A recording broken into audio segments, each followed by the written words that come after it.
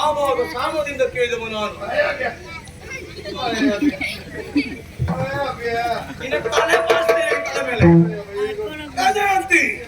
ಆವಾಗ ನೀನಾಗಿ ಬಂದಿದ್ದೇವೆ ಅಂತಾಗಿದ್ರೆ ನಿನಗೂ ನೆಮ್ಮದಿಯ ಸುಖ ಸಿಕ್ತಿತ್ತು. ಅಲ್ಲ, ನನ್ನ ಪಾಲಿಗೋದೇ ಆಗ್ತಾ ಇತ್ತು.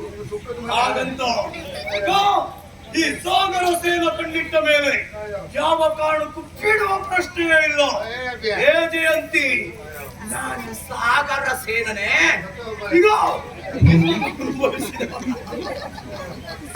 ಅನುಭವಿಸಿದವ ನಾನಿದ್ದೇನೆ.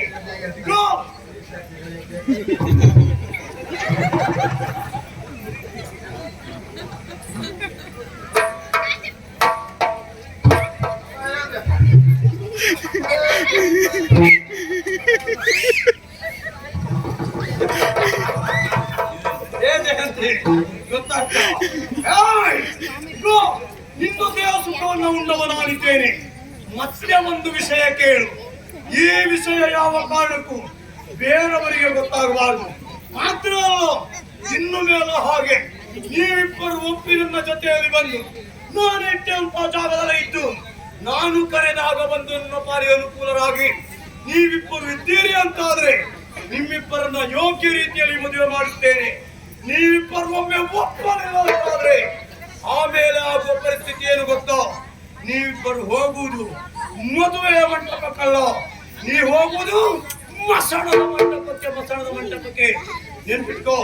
ಮಾತ್ರ ಅಲ್ಲ, ಇಲ್ಲಿ ನಡೆದಿರಬಹುದಾದಂತ ಈ ವಿಷಯ ಮತ್ತೆ ಈ ಘಟನೆ ನನಗೆ ಬಿಟ್ಟರೆ ನಿನಗೆ ಬಿಟ್ಟು 3 ಕಿವಿಗೆ ಬಿತ್ತು ಅಂತಾದ್ರೆ ಮತ್ತೆ ನಿನ್ನ ಬದುಕಲ್ಲ, ನಿಮ್ಮಿಬ್ಬರ ಬದುಕು ಕೂಡ ಇಲ್ಲ ಅಂತ ಆಗ್ತಾನೆ. ಜಾಗ್ರತೆ.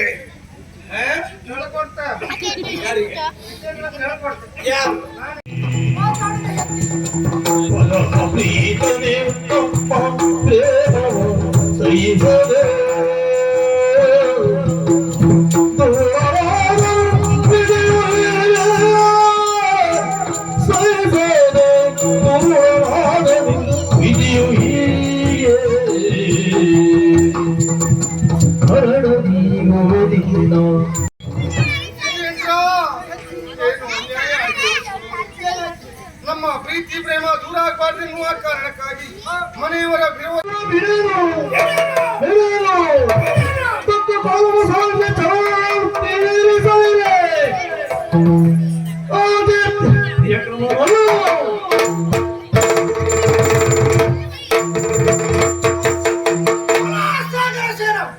ನಮಗೆ ಪ್ರೀತಿಸಿ ಅಂತ ವಂಚಿಸಿ ನಮ್ಮ ಮದುವೆ ಮಾಡುತ್ತಂತೆ ಹೇಳಿ ನನ್ನ ಪ್ರೇಯಸಿಯ ಬಾಳನ್ನೇ ಹಾಳು ಮಾಡಿದ್ಯಾ. ನಿನ್ನನ್ನು ಬಿಡ್ತೇನ? ಬಿಡುವುದಿಲ್ಲ. ನಿನ್ನ ಸಾವು ನನ್ನಿಂದಲೇ. ಸಾಗರ ಸೇನ, ಬಿಡ್ತೇನೆ ನಿನ್ನನ್ನು, ಬಿಡುವುದಿಲ್ಲ. ಸಾವಿನ ರೋಷ 12 ವರ್ಷ ಆದ್ರೆ ನನ್ನ ರೋಷ ನೀನು ಸಾಯುವ ತನಕ ಬಿಡ್ತೇನ.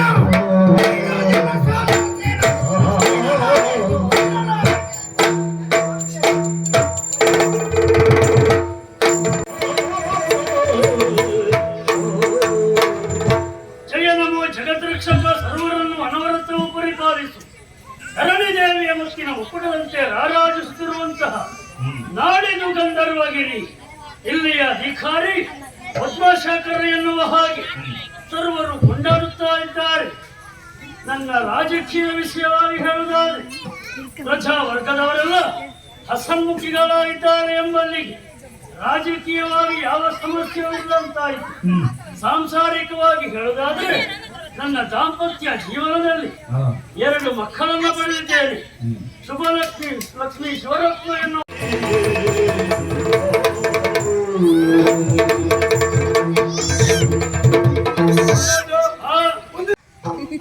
ಅವಸರದಲ್ಲಿ ಬಂದೆ ಅಲ್ಲ.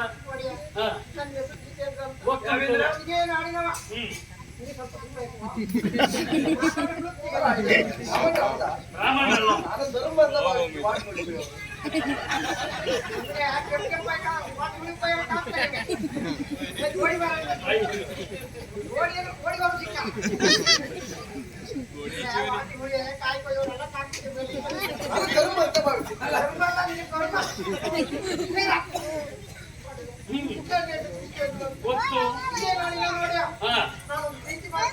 ಪ್ರೀತಿ ಮಾಡು ತಪ್ಪಲ್ಲ ಬಿಡು ಮಹಾರಾಜರೇ.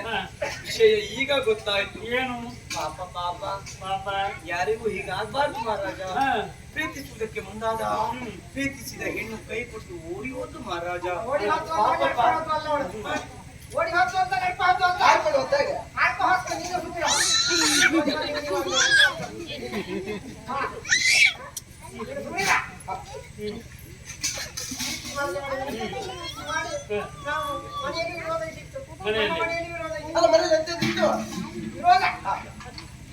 ವಿರೋಧ ವಿರೋಧ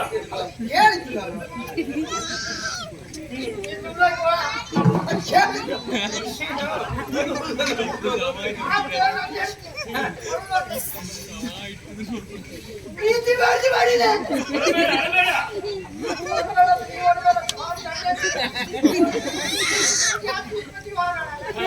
ಏನಾಯ್ತು ಮುಂದೆ?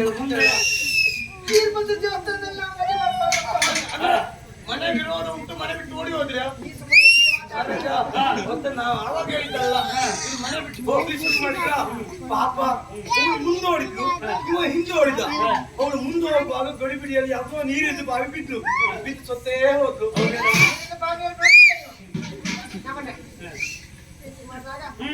ಆಗ ವೀರಭದ್ರ ದೇವಸ್ಥಾನ ಎಲ್ಲಿ ಹೋಗುವಂತ ನಮಗ ಆವಾಗ ಈ ಪಾಪ ನಾನು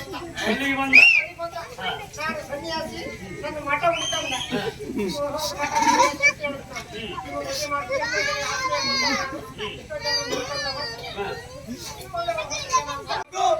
ಕರ್ಣ ಕಠೋರವಾದಂತಹ ಶಬ್ದ ಅನ್ನಿಸ್ತಾ ಇದೆ.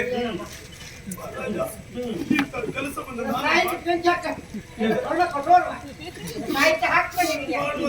ಮಾಡುವಂತ ಮಾತನ್ನ ಕೇಳುವಾಗ ಶಿವ ಶಿವ ಶಿವ ಶಿವ ನನಗೂ ಇಂತಹ ಅಪವಾದದ ನುಡಿಯೇ ಶಿವ ಶಿವ. ಮಹಾರಾಜ ಗೊತ್ತಿಲ್ಲ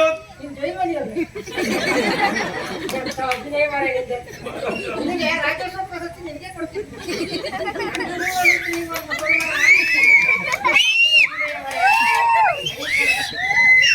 ಮಹಾರಾಜ ಗೊತ್ತಿಲ್ಲ ಅಂತಂದ್ರೆ ಬೇರೆ ಯಾವ ಅಪವಾದ ಹಾಕಿದ್ರು ನಾನು ಒಪ್ಕೊಳ್ತಿದ್ದೆ. ಹೋಗಿ ಹೋಗಿ ಹೆಣ್ಮಕ್ಳ ಮೇಲೆ ಕೈ ಮಾಡಿದ್ದು ಅದು ನಾನು. ದೇವ್ರೇ, ಮಹಾರಾಜ ಇಲ್ಲ. ಯಾಕೆ ಗೊತ್ತಾ ಮಹಾರಾಜ, ಹೆಣ್ಣು ಮಕ್ಕಳು ಅಂದ್ರೆ ನನಗೆ ದೇವ್ರಿದ್ದ ಹಾಗೆ, ಹೆಣ್ಣು ಮಕ್ಕಳು ಅಂದ್ರೆ ನನಗೆ ಅಕ್ಕ ತಂಗಿ ಇದ್ದ ಹಾಗೆ, ಹೆಣ್ಣು ಮಕ್ಕಳು ಅಂದ್ರೆ ನನ್ನ ಅಮ್ಮ ಅಂತ ತಿಳ್ಕೊಳ್ಬವ ನಾನು. ಹೆಣ್ಣು ಮಕ್ಕಳು ಬಂದ್ರೆ ಅವ್ರ ಕಾಲು ಬಿಟ್ಟು ಕಾಲು ಹಿಡ್ಕೊಂಡು ನಮಸ್ಕಾರ ಮಾಡುವ, ಹೆಣ್ಣು ಮಕ್ಕಳ ಪಾದವನ್ನ ತೊಳೆದು ಆ ನೀರನ್ನೇ ತೀರ್ಥ ಅಂತ ಕುಡಿಯುವವ ನೀನು. ನಾನು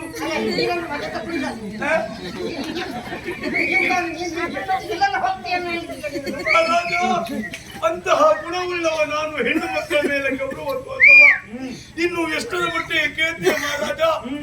ಎಲ್ಲಿಯಾದ್ರೂ ದೂರದಲ್ಲಿ ಕಾಡು ಮಾರ್ಗವಾಗಿ ನಾನೊಬ್ಬನೇ ಹೋಗುವ ಕಾಲಕ್ಕೆ ಅದೇ ದಾರಿಯಲ್ಲಿ ಎಲ್ಲಿಯಾದ್ರೂ ಒಬ್ಬಟ್ಟಿ ಹೆಣ್ಣು ಎದುರುಗಡೆಯಲ್ಲಿ ಬರ್ತಾಳೆ ಅಂತಾದ್ರೆ ಮತ್ತೆ ನಾನಲ್ಲಿ ನಿಲ್ಲುವುದಿಲ್ಲ. ಹೆಣ್ಣನ್ನ ಕಂಡಾಗ ಕ್ಷಣ ಎಲ್ಲೇ ಕಾಡಿನ ಹೊರಗಡೆ ಹೋಗುವ.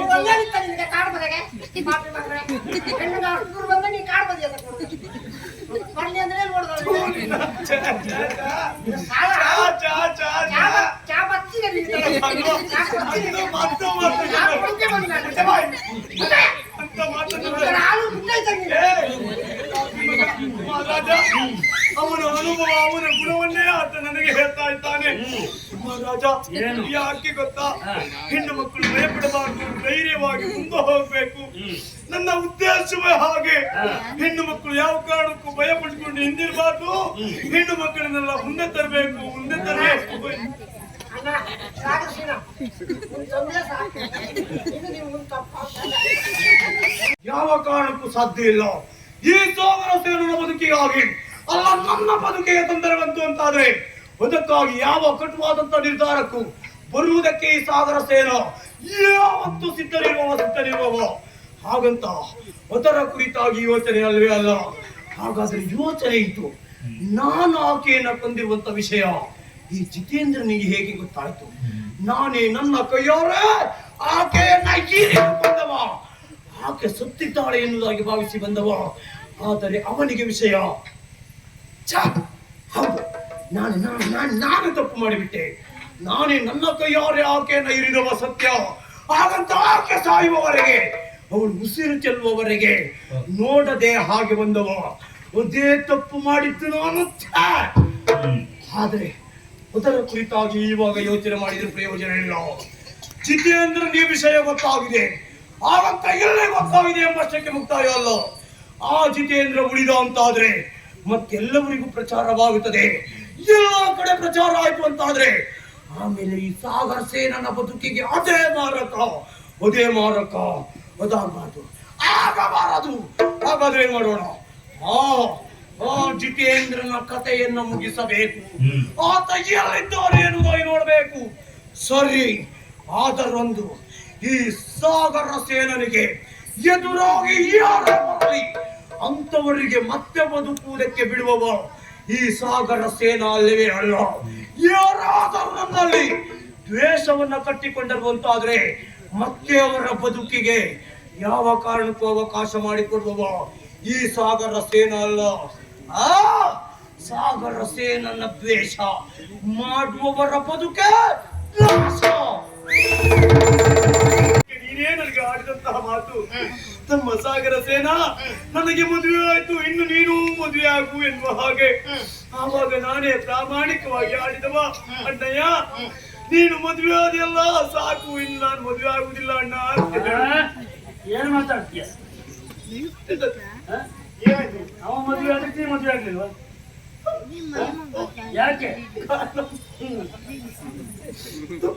ಬೇಡ ಅಣ್ಣಯ್ಯ, ನಮ್ಮ ಮದುವೆ ಆದ್ಮೇಲೆ ನಮ್ಮ ಮದುವೆ ಆಗಿ ಬರಬಹುದಾದಂತೆ ಹೆಣ್ಣು ಎಲ್ಲಿಯಾದ್ರೂ ಮಾರಿಸಂತಾದ್ರೆ, ಎಲ್ಲಿಯಾದ್ರೂ ದರಿದ್ರದವಳಾದ್ರೆ ಮದುವೆ ಆಗಿ 4 ದಿನಕ್ಕೆ ನಮ್ಮ ಮನೆ ಹೊಲ್ಲಾಗ್ಬೇಕು, ನಮ್ಮ ಮನೆ ಬೇರೆ ಆಗ್ಬೇಕು, ನಮ್ಗೆ ಆಗಬೇಕು, ನಮ್ಗೆ ಈಗ ಆಗಬೇಕು, ನಮ್ಮ ಮಕ್ಕಳಿಗೆ ಓದಬೇಕು, ನಮ್ಮ ಮಕ್ಕಳು ಇದ್ಬೇಕು ಎನ್ನುವುದಾಗಿ ನಮ್ಮಿಬ್ಬರನ್ನ ಬೇರೆ ಮಾಡಿದ್ರೆ ನಿನ್ನನ್ನು ಬದುಕುವ ಶಕ್ತಿ ನನಗಿಲ್ಲ ಎಂಬ ಕಾರಣಕ್ಕಾಗಿ ಈ ಮದುವೆ ಆದ್ಮೇಲೆ ಮತ್ತೆ ನಾನು ಮದುವೆ ಆಗುವುದು ಬೇಡ ಅಂತ ತೀರ್ಮಾನ ಮಾಡಿದೆ.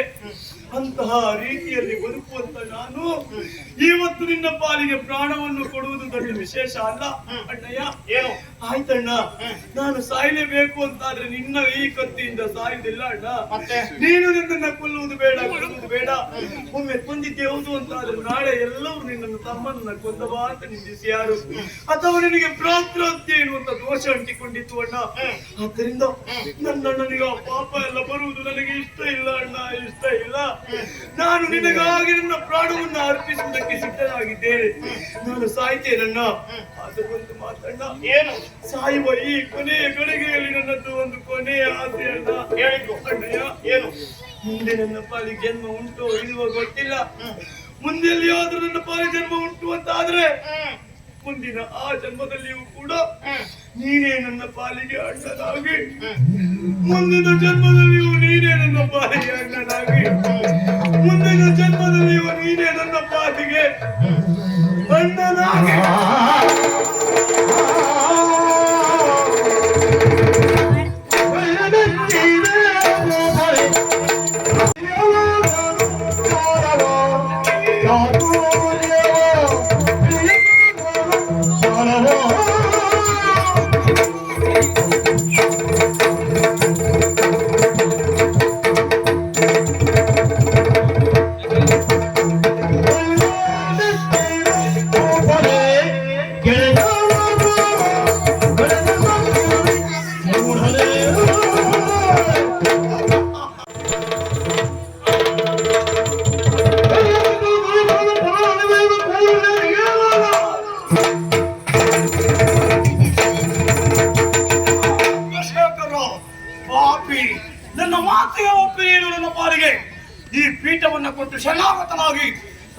ಪಾದ ಸೇವಕನಾಗಿದ್ರೆ ನಿನಗೆ ಬದುಕುವುದಕ್ಕೆ ಅವಕಾಶ ಇರ್ತಿತ್ತು.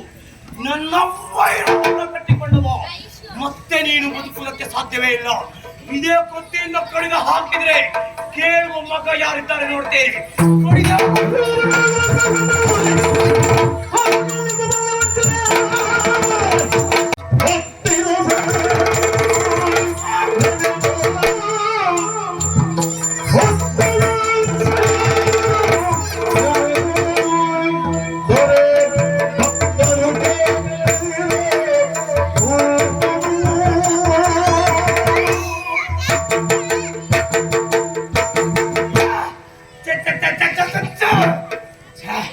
ಅವನ ಕಥೆಯನ್ನು ಮುಗಿಸಬೇಕು ಎನ್ನುವಷ್ಟಕ್ಕೆ ಬಂದನೋ ಅವನ ಮಗನಂತೆ ಶಿವರಸ್ತ ಎಂಬುವನಂತೆ ನಾವು ಪದ್ಮಶೇಖರನ ಕಥೆಯನ್ನು ಮುಗಿಸಬೇಕು ಎನ್ನುವಷ್ಟಕ್ಕೆ ಮುದ್ದೆ ತೊಳೆಯೋಗಿ ಒಂದು ನನ್ನ ಪಾಲಿಗೆ ಅದಕ್ಕಾಗಿ ಅಷ್ಟೊತ್ತಿಗೆ ತಪ್ಪಿಸಿಕೊಳ್ಳಬೇಕು ಎಂಬ ಕಾರಣಕ್ಕಾಗಿ ಅಲ್ಲಿಂದ ಹೋದವ ನಾನು. ಕಾಲವನ್ನು ಸಾಧಿಸುತ್ತಾ ಇದ್ದವ ನಾನು. ಇಷ್ಟು ದಿನದವರೆಗೆ ಕಾಲವನ್ನು ಸಾಧಿಸಿದ ನನ್ನ ಪಾಲಿಗೆ ಇವತ್ತು ಕಾಲ ಒದಗಿ ಬಂದಿದೆ. ಮಧ್ಯ ರಾತ್ರಿಯ ಕಾಲ ಏನು ವಿಷಯ ಕಾಲದಲ್ಲಿ ಪದ್ಮಶೇಖರ ಭೂಪತಿ ಅಂತಃಪುರವನ್ನು ಸೇರಿ ನಿತ್ಯ ಜಾರುತ್ತಾನೆ ಎನ್ನುವಂತ ವಿಷಯ ನನಗೆ ಗೊತ್ತಿದೆ. ಅದಕ್ಕಾಗಿ ಅಂತಃಪುರದ ಬಾಗಿಲಿಗೆ ಬಂದು ನಿಂತವ ಬಂದು ಕಾಣ್ತಾ ಇದ್ದೇನೆ. ಅದಷ್ಟೋ ಮಂದಿ ಕಾಮಲು ಭಟ್ಟರಲ್ಲ ಇಲ್ಲಿದ್ದಾರೆ. ಇವರೆಲ್ಲ ಯಾರು? ಇವನ ಕಡೆಯವರು. ಎಷ್ಟರವರೆಗೆ? ಇವಾಗ ಅಲ್ಲ, ಮೊದಲು ಇವನ ಕಡೆಯವರಾಗಿದ್ದಾರೆ. ಹಾಗಂತ ಇವಾಗ ಇಲ್ಲಿದ್ದವರಲ್ಲ, ನನ್ನವರು. ಯಾಕಾಗಿ ಇಲ್ಲಿದ್ದಂತ ಕಾವಲು ಭಟರಿಗೆಲ್ಲ ಬೇಕಾದಷ್ಟು ಹಣವನ್ನ ಕೊಟ್ಟವ ನಾನು. ಅವರನ್ನೆಲ್ಲ ನನ್ನವರನ್ನಾಗಿಸಿಕೊಂಡವ. ಅಂತಾದ ಮೇಲೆ ಮತ್ತೆ ತಡ ಯಾಕೆ? ನನ್ನ ವೈದ್ಯವಾದಂತ ಪದ್ಮಶೇಖರ ಅಂತಃಪುರದಲ್ಲಿ ಇದ್ದಾನೆ. ಜಲ ಪ್ರವೇಶ ಮಾಡಿ ಅವನ ಕಥೆಯನ್ನ ಮಾಡಬೇಕು. ಹೋಗ್ಲಾ?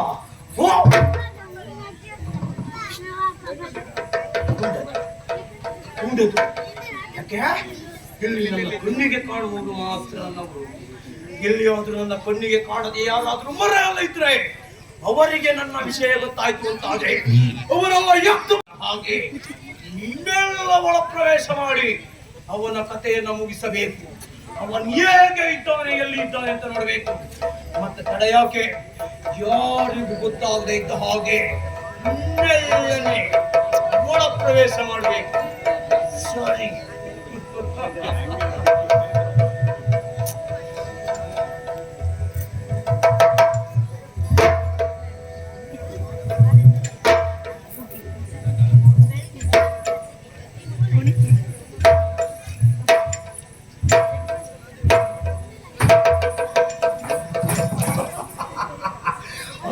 ಶೇಖರ ಮಲಗಿದ್ದಾನೆ, ಮಂಚದ ಮೇಲೆ ಮಲಗಿದ್ದಾನೆ. ಮತ್ತೆ ತಡೆ ಯಾಕೆ?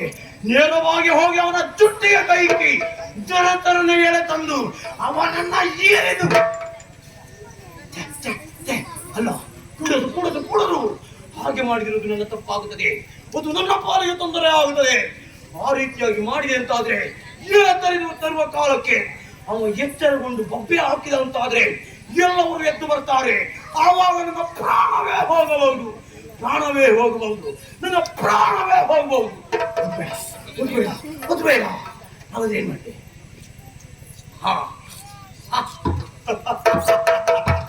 ಸರಿ, ಯಾರಿಗೂ ಗೊತ್ತಾಗದಿದ್ದಾಗ ಇವನಿಗೂ ಎಚ್ಚರ ಆಗದ ಹಾಗೆ ಮೆಲ್ಲನೆ ಒಳಗೆ ಹೋದ್ಕೊಂಡ ನಾನು ಮೆಲ್ಲನೆ ಅವನ ಬಳಿ ಸಾರಬೇಕು.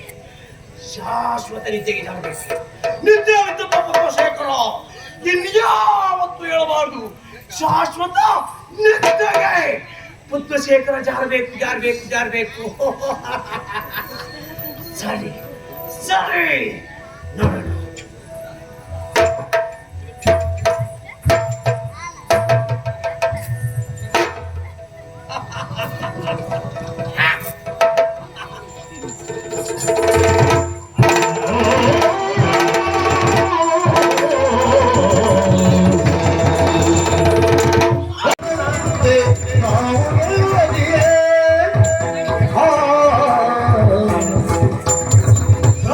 ಭಗನ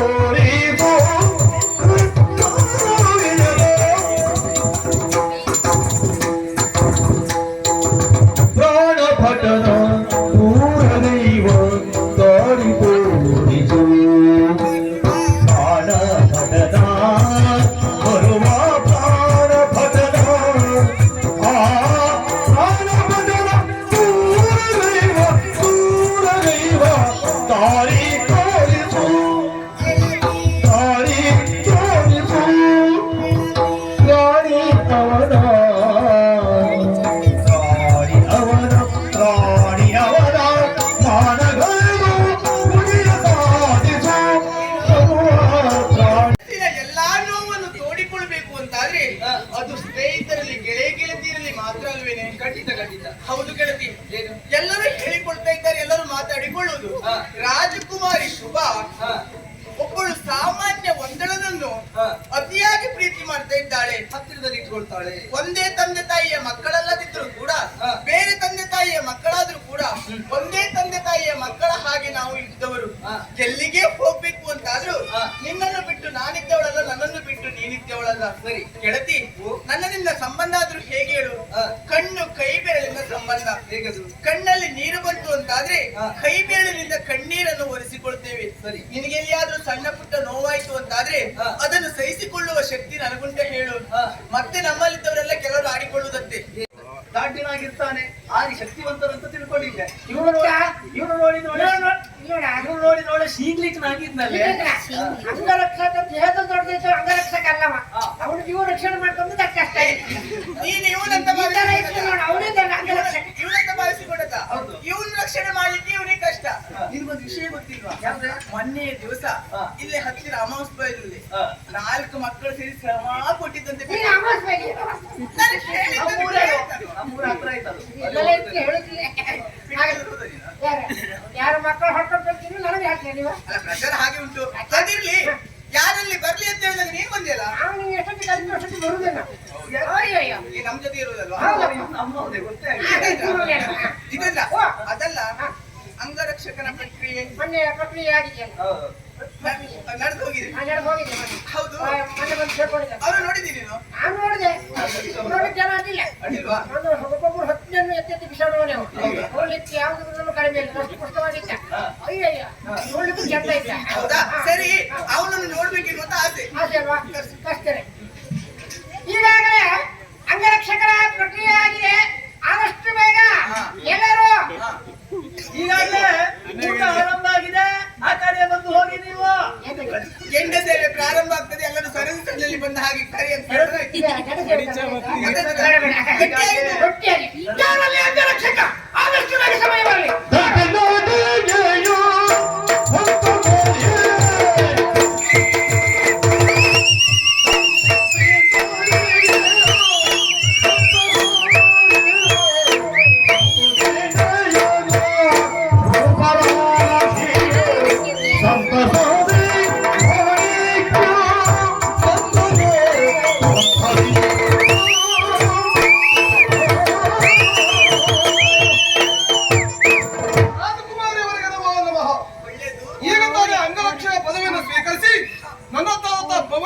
ಧಾವಿಸುತ್ತಾ ಇದ್ದೆ. ರಾಜಕುಮಾರಿ ಅವರ ಬರ ಹೇಳಿದ್ರು ಹಾಗೆ ಆಹ್ವಾನ ಬಂತು. ಏನು ಅಂತ ಗೊತ್ತಿಲ್ಲ, ಹೇಳಿದ್ರೆ ಮಾಡಿ ಪೂರೈಸ್ತೇನೆ. ಅಂಗರಕ್ಷಕನಿಗೆ ಆಯ್ಕೆಯಾದಂತ ಮಾಡಿದ್ದೀನಿ. ನಾನೇ ಇದ್ದೇನೆ. ನಿನ್ನಲ್ಲೇ ಹೇಳುವ.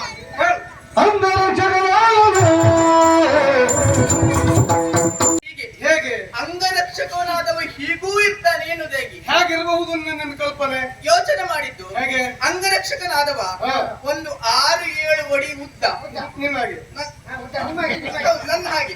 ನಾನು 7 6 ಅಷ್ಟೇ, ನನ್ನ ಹಾಗೆ ಹತ್ರ ಅಷ್ಟೇ. ಹತ್ತತ್ರ ದೊಡ್ಡ ದೇಹದವ, ದೊಡ್ಡ ಹೊಟ್ಟೆಯವ, ದಪ್ಪ ಮೀಸೆಯವ, ದಪ್ಪ ಮೀಸೆಯವ. ಯಾರಾಗೆ? ನಮ್ಮ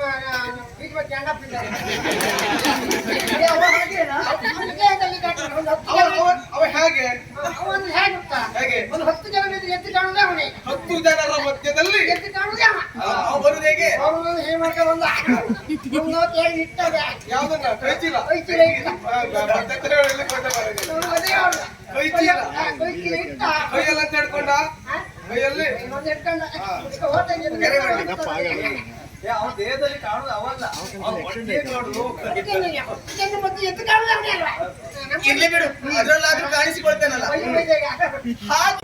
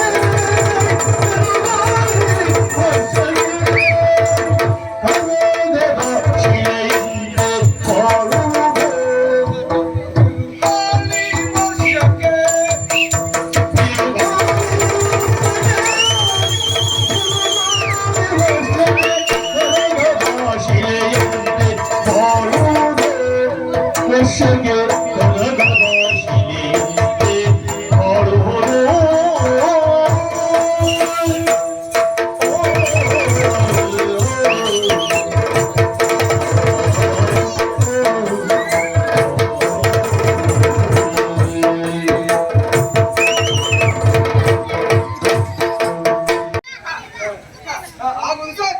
ಹಾಗಾಗಿ ನೀವು ನನ್ನ ಕುರಿತಾಗಿ ಯೋಚಿಸುವಂತ ಅಗತ್ಯ ಇಲ್ಲ. ನಾನು ಪ್ರಾಯ ಸಮರ್ಥನಾದರೂ ಸಹ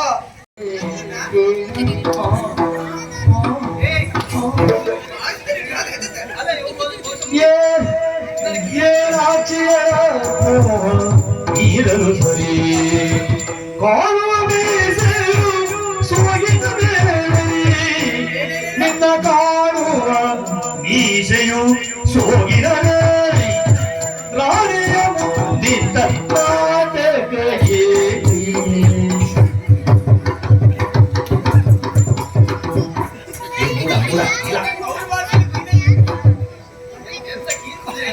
ಕಾಣುವ ಮೀಸೆಯು ಸೋಗಿನ ರಾಣಿಯ ಮುಂದಿದ್ದ ನಾಟಕ ಏಕೈ ಎನತೆ ಮೂಡ ಎನತೆ ಮೂಡ ನಿಶ ಇದು ನಿಲ್ಲಿಸ್ಬೇಕಂತ ಗೊತ್ತಾಗುದಿಲ್ಲ.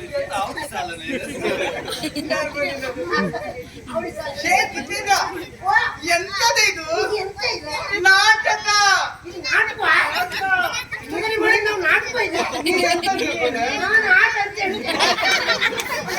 ಅಂದ್ರೆ ಇಲ್ಲಿಯವ್ರೆ ನಾವು ಮಾಡಿದ ನಾಟಕ ಅಂತ ಹೇಳುದ?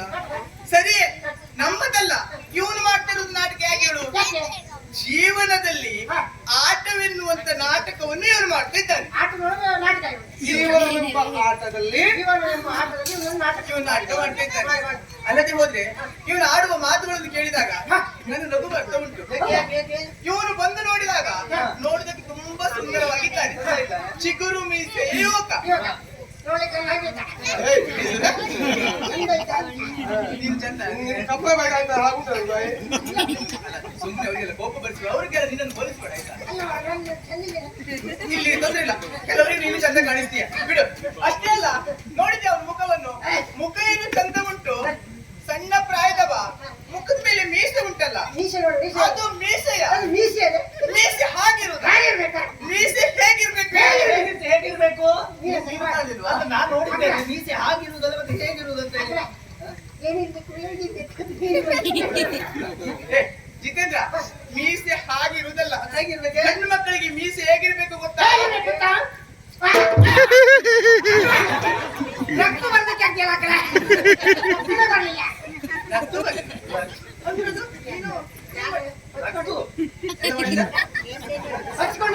ಅಲ್ಲ, ಮೀಸೆ ಯಾಕೆ ಹಚ್ಕೊಂಡು? ಮೀಸೆ ಬರುದಿಲ್ಲ ನಿನಗೆ?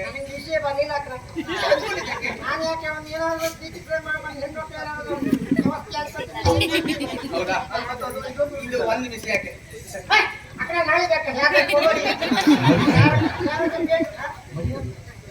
ಈಗ ಒಂದು ಮೀಸೆ ಹೋಯ್ತು, ಒಂದೇ ಮೀಸೆ ಉಳಿದದ್ದು. ನಿನ್ನ ಮರ್ಯಾದೆ ಹೋಯ್ತಲ್ವಾ? ಮರ್ಯಾದೆ ಹೋಗಿದೆ ಎನ್ನುವ ಕಾರಣಕ್ಕಾಗಿ ಇಲ್ಲೇ ಹತ್ತಿರದಲ್ಲಿ ಹೊಳೆ ಉಂಟು, ಹೊಳೆಗೆ ಹೋಗಿ ಹಾಕ್ಬೇಡ ಆಯ್ತಾ? ನೀನು ಒಂದು ಹೋದರೆ ಏನು? ನನ್ನ ಸ್ವಾಭಿಮಾನಕ್ಕೆ ಧಕ್ಕೆ ಬಂದ್ರೆ ಇನ್ನೊಂದು ಬೇಡ ಅಂತ ಹೇಳಿ. ಈಗ ಸರಿ ಆಗ್ತದೆ ನಿನ್ನ ಮಾತು ನೋಡಿ. ಎರಡು ಹೋದರೆ ನಿನ್ನ ಸ್ವಾಭಿಮಾನಕ್ಕೆ ಧಕ್ಕೆ ಬರ್ತಾವೆ.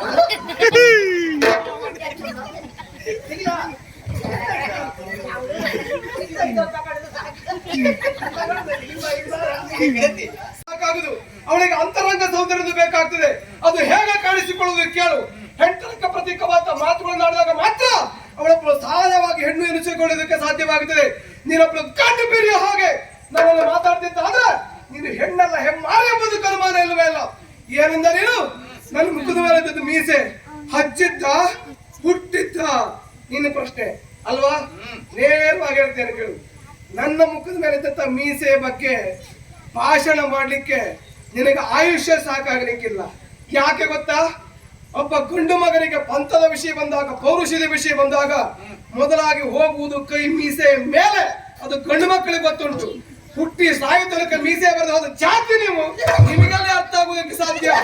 ಮೀಸೆ ಬಗ್ಗೆ ಭಾಷಣ ಮಾಡ್ಲಿಕ್ಕೆ ನಿನ್ನ ಆಯುಷ್ಯ ಸಾಕಾಗ್ಲಿಕ್ಕಿಲ್ಲ. ಅನ್ನ ಹಾಕಬಾರ್ದು. ನೀನ್ ನಗಾಡ್ಲೇಬಾರ್ದು. ನೀನ್ ನಗಾಡ್ಬಾರ್ದು. ಯಾಕೆ ಹೇಳು? ಅದಕ್ಕಲ್ವೋ, ನೀನು ನನ್ನ ಹಾಗೆ ಅಲ್ವಾ? ಇನ್ನೊಂದು ಮಾತನ್ನ ಹೇಳಿದೆ ನೀನು. ನಿನಗೆ ನನ್ನ ಸ್ವಭಾವ ಗೊತ್ತಿಲ್ಲ. ನಿನ್ನಾಗಿ ನಾನಲ್ಲ. ಈ ಬದುಕಿನ ಇಷ್ಟು ವರ್ಷಗಳ ತನಕ 6 ತಿಂಗಳ ತಿರುಗಾಟ ಪೂರ್ಣ ಮಾಡಿಯೇ ಹೋದವ ನಾನು ಬಿಟ್ರೆ ಮಧ್ಯದಲ್ಲಿ ಕೈ ಕೊಟ್ಟ ಇತಿಹಾಸ ಇಲ್ಲ. ಹೌದು ವಿಶ್ವಾಚಾರ. ಯಾ? ಆಚಾರ. ಏಯ್! ವಿಶ್ವಕ್ಕೆ ಆಚಾರ. ನಾನು ವಿಷಯ ಬಿಟ್ಟಿಕೋ. ನಾನು ಹೇಗೆ ಕೇಳು, ನನಗೆ ಸ್ವಾಭಿಮಾನಕ್ಕೆ ಧಕ್ಕೆ ಬಂತು ಅಂತಾದ್ರೆ, ನನ್ನ ಕರ್ತವ್ಯದ ಕುರಿತಾಗಿ ಇನ್ನೊಬ್ಬರು ಬೇಡವಾದ ಮಾತನಾಡುವಂತಾದ್ರೆ, ನೀನು ಕೊಡುವ ಸಂಬಳ ಬೇಡ ಎಂತದ್ದು ಇದಾದ್ರೆ ಮಾತ್ರ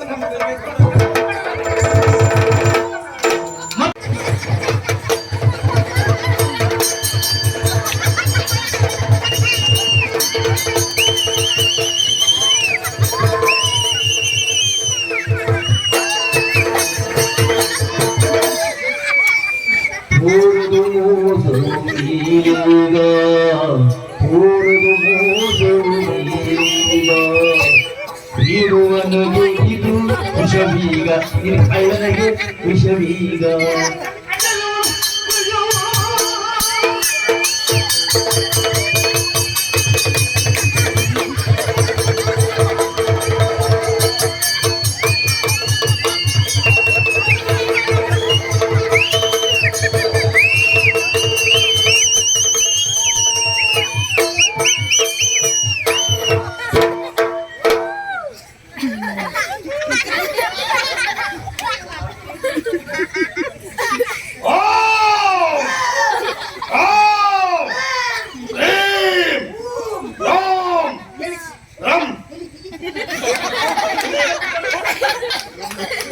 ಪೂಜೆ ಅಂತ ಮೊರೆ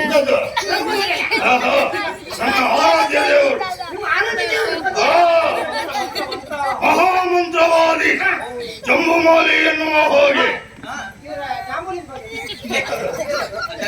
ಅದಲ್ಲ ನನ್ನ ಹೆಸರಾದ ಅಚಲಕಲ್ಲೇಶ್ವರ ಮಠ. ಏನು ಅಡಿಯಲ್ಲಿದ್ದಂತ ಚೇಳು ನಾನಲ್ಲ. ಸಂಖ್ಯೆ ಹೆಚ್ಚುಂಟು ಹೊರಟೆ. ಅದು ಮಾರುತಿ ಪ್ರಿಯ.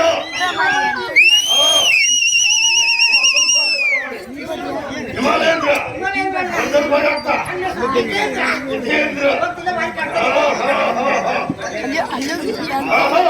ಜೀವನದಲ್ಲಿ ಘನ ಕಾರ್ಯ ಮಾಡಬೇಕು, ಸಾಧನೆ ಮಾಡಬೇಕು, ಸಾಧಿಸಬೇಕೆನ್ನುವ ಉದ್ದೇಶದಿಂದ ತಪಸ್ಸನ್ನು ಮಾಡಬೇಕು ಯೋಚನೆ ಮಾಡಿದೆ. ತಿಳಿಯಾದೆ ನನ್ನ ಹಿಂದೆ ಬಾ, ಅದನ್ನು ಕೊಡ್ತೇನೆ.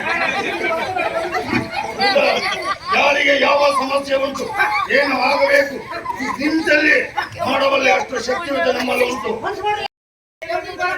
ನಮ್ಮಲ್ಲಿ ವಶೀಕರಣ, ಶ್ರೀ ವಶೀಕರಣ ಹಾಗೆ ಹೀಗೆ ಅಂತೆಲ್ಲ ಹಾಕಿ ನಮ್ಮನಿಷ್ಟು ತಲೆಯೆಲ್ಲ ಓಡಿಸಿ ಹಾಗೆ ನಮಗೆ ನಂಬಿಕೆ ಬರ್ತಾರೆ. ಓಂ ರತ್ವಿಕಾ ರತ್ವಿಕಾ ಆಹ್ವಯಾಮಿ ಆಹ್ವಯಾಮಿ ಆಹ್ವಯಾಮಿ. ಹೊಡ್ಬ ಹೊಡ್ಬ ಹೊಡ್ಬ. ನೋಡಿದ್ರ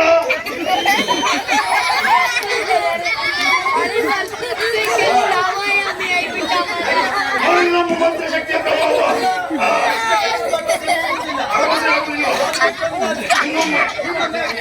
ಮಾಡಿದ್ಯಾ? ಈಗ ನಮ್ಗೆಲ್ಲ ಅರ್ಥ ಆಗ್ತಾ ಉಂಟು. ಏನು? ಆ ಕಡೆ ಬಂದಿದ್ದಾಗ ಅವನನ್ನು ಕರೆದು ನಿನಗೆ ಏನ್ ತಿಂಡಿ ಬೇಕು ಆಮೇಲೆ ಕೊಡ್ತೇನೆ, ಹಿಂಡಿ ಇದ್ರಲ್ಲ ಕೊಡೋದು. ಹೇಗಾದ್ರೂ ವ್ಯವಸ್ಥೆ ಮಾಡ್ತೀರಾ ನೀವು. ಹೌದಾ? ಆಮೇಲೆ ನಾನು ಕರೆದಾಗ ಬರ್ಬೇಕು ಅಂತ ಹೇಳಿದ್ರಿ, ಅದಕ್ಕೆ ಅವನು ಬಂದ. ಅಲ್ಲ, ನಿಮ್ಮ ಅಭ್ಯಾಸ ಬೇಡವಲ್ಲ. ಬೇಡ, ನಿನ್ನ ಜೀವನದಲ್ಲಿ ನಡೆದ ಘಟನೆ ಹೇಳ. ಮದುವೆ ಆಗಬೇಕೆನ್ನುವ ಕಾರಣಕ್ಕಾಗಿ ಹೆಣ್ಣೊಬ್ಬಳನ್ನು ಪ್ರೀತಿಸಿದೆಯಾ? ಹೌದಾ? ಮನೆಯವರಿಂದ ವಿರೋಧ ಉಂಟ. ನಿಮ್ಮ ಪ್ರೀತಿ ದೂರ ಆಗಬಾರದೆನ್ನುವ ಕಾರಣಕ್ಕಾಗಿ ಮನೆಯವರಿಗೂ ವಿಷಯವನ್ನು ತಿಳಿಸದೆ ರಾತ್ರಿ ಹೊರಟು ಬಂದ್ರ, ದೇವಾಲಯವನ್ನು ಸೇರಿದ್ರ. ದೇವಾಲಯ ಸೇರಿದ ಮಾತ್ರವಲ್ಲ, ಹೂ ತರುವುದಕ್ಕಾಗ್ತ ಹೋದೆಯಾ? ಅಯ್ಯಪ್ಪ ಕಾಮಕ ಆಕೆಯನ್ನು ಬಲತ್ಕರಿಸುವುದು ಮಾತ್ರವಲ್ಲ, ಆಕೆಯನ್ನು ಹಿಡಿದು ಕೊಂದರ.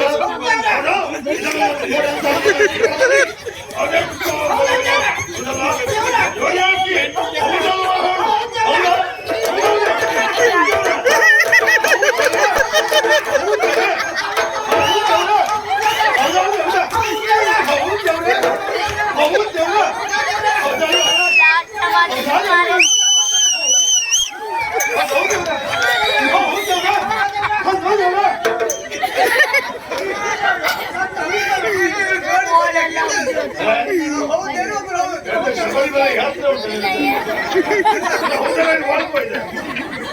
ವಿಷಯ ಹೇಳಿದ್ರಾ? ಹಾ. ಅವ್ನಿಗೆ ಮೌನ ವ್ರತ ಅಲ್ಲಿ ಕೆಲಸ ಮಾಡ್ದ. ಹೋಗ್ತೇವ್ರೆ ಅಲ್ವಾ? ನಮಗೆ ಬೇಡ. ಇದುವರೆಗೆ ನಿನಗೊಂದು ಆಪತ್ತು ಇದ್ದಿತ್ತು ಅದಲ್ಲ, ಈಗ ತಾನೇ ದೂರ ಆಯ್ತು ಅದಲ್ಲ. ಇವೆಲ್ಲ ಹೊಟ್ಟದೆಲ್ಲಿಗೆ ದೇವಸ್ಥಾನಕ್ಕೆ ಯಾಕೆ ಹೋಗ್ಬೇಕು? ನನ್ನಲ್ಲೇ ಪರಮಾತ್ಮ ಇದ್ದಾನೆ.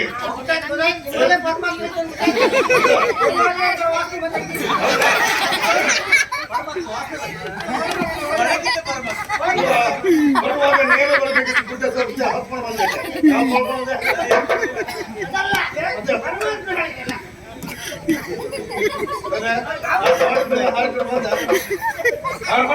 ಆತ್ಮವೇ ಪರಮಾತ್ಮ ಆಗಿರುವಾಗ ನಾನು ಎಲ್ಲಿಯೂ ನೆಲೆಯಾಗಿ ನಿಲ್ಲುವುದಿಲ್ಲ. ಎಲ್ಲಿ ನೆಲೆಯಾಗಿ ನಿಲ್ಲಬೇಕು ಎನ್ನುವಾಗಿ ಮನಾಗ್ತದೆ ಅಲ್ಲಿಯವರೆಗೆ ಮತ್ತೊಂದು ನೆಲೆಯಲ್ಲಿ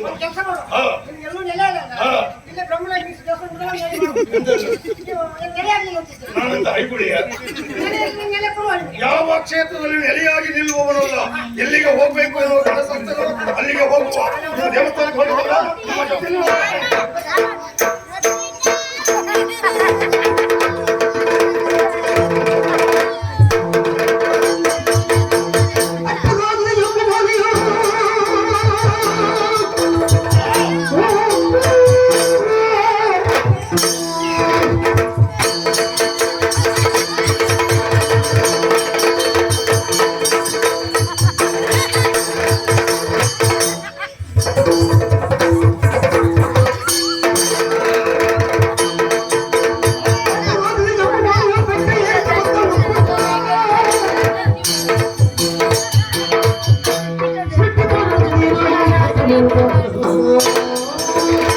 ನಾನು ನಿಜವಾಗಿ ಮಂತ್ರವಾದಿಯೇ ಅಲ್ಲವೇ ಅಲ್ಲ. ನಾನು ಸಾಗರ ಸೇನನ ಗೂಢಾಕ್ಷರ. ಇಲ್ಲಿ ಈ ರೂಪದಲ್ಲಿ ಇದ್ದೆ ಯಾಕೆ? ಈ ಶುಭ ಲಕ್ಷ್ಮಿಯ ಇರುವಿಕೆ ಎಲ್ಲಿ ಹೋಗ್ತಾಳೆ, ಎಲ್ಲಿ ಬರ್ತಾಳೆ, ಏನ್ ಮಾಡ್ತಾಳೆ ಎನ್ನುವಂತ ವರ್ತಮಾನವನ್ನ ಆಗಾಗ ಸಾಗರದಲ್ಲಿ ತಿಳಿಸುವುದು. ಈಗ ದೇವಸ್ಥಾನಕ್ಕೆ ಹೋಗ್ತಾ ಇದ್ದಾಳಲ್ಲ, ಈ ವರ್ತಮಾನವನ್ನ ಸಾಗರ ಸೇನೆ ಮುಗಿಸ್ತಾ ನೋಡೋಣ.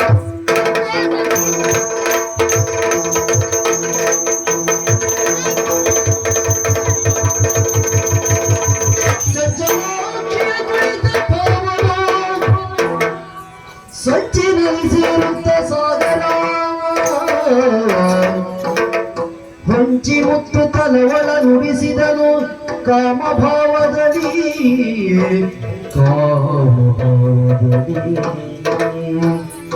ಬಾಲಚಂದಿರ ತರುಣಿಯಾಗುತ್ತ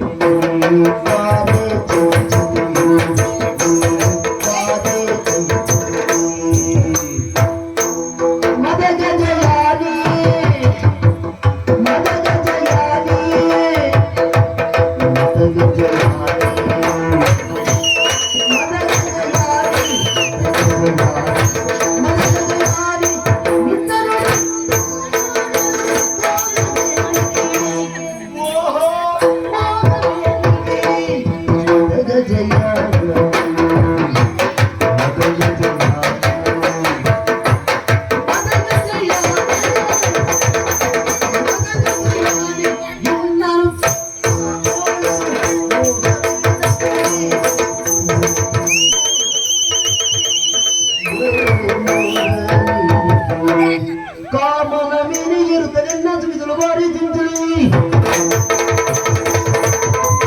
ಮದಗ ಜಯಾರಿ ನಿನ್ನನ್ನು ಬಿಟ್ಟು ಬಾರದು ಮೋಹ ಮೇನಗಿ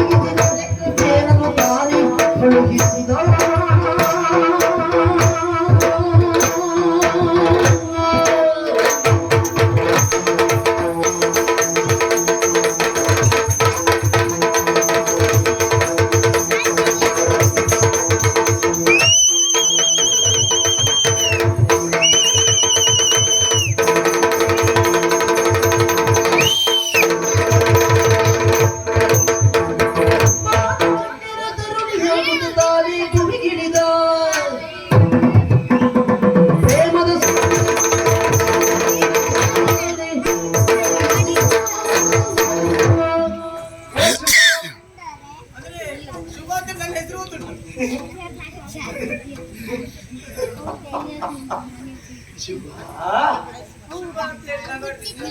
ನಿನ್ನ ಹೆಸರಲ್ಲಿ ನಿನ್ನ ಸಂಪೂರ್ಣ ವಿಷಯ ತಿಳಿದವನೇ ನಾನಿದ್ದೇನೆ. ಓ ಶಿವಲಕ್ಷ್ಮಿ, ಇಷ್ಟು ದಿನದವರೆಗೆ ನೀ ಎಲ್ಲಿ ಸಿಗ್ತೀಯೋ ಎಲ್ಲಿರ್ತೀಯೋ, ಹೇಗೆ ಮಾತಾಡುದು, ಯಾವಾಗ ಮಾತಾಡುದು ಎನ್ನುವ ಹಾಗೆ ಅದೆಷ್ಟೋ ಕನಸಲ್ಲ ಕಟ್ಟಿಕೊಂಡು ಕಾಲವನ್ನು ಕಳೆಯುತ್ತಾ ಇದ್ದವ. ಮಾತ್ರ ಅಲ್ಲ, ನಿನ್ನ ಇರವನ್ನ ಪ್ರೇಮಕ್ಕಾಗಿ ಅದೆಷ್ಟೋ ನನ್ನವರನ್ನ ಕಳೆಯಲ್ಪಟ್ಟವರಿದ್ದೇನೆ. ಅದೆಷ್ಟೋ ಮಂದಿ ಬಂದು ನಿನ್ನ ಇರವನ್ನ ಹೇಳಿದವರು ಇದ್ದಾರೆ. ಶಿವಲಕ್ಷ್ಮಿ ಹಾಗಿದ್ದಾಳೆ ಹೀಗಿದ್ದಾಳೆ ಎಂಬ ಹಾಗೆ ಹೊಗಳಿಕೆಯನ್ನು ಕೇಳಿದವರಿದ್ದೇನೆ. ಯಾರೋ ಗಂಡು ಮಕ್ಕಳಿಗೆ ಹೆಣ್ಣು ಮಕ್ಕಳನ್ನು ಹೊರಡಿಸಲಿಕ್ಕೆ ಗೊತ್ತಿರಲಿಲ್ಲ. ಯಾಕಾಗಿ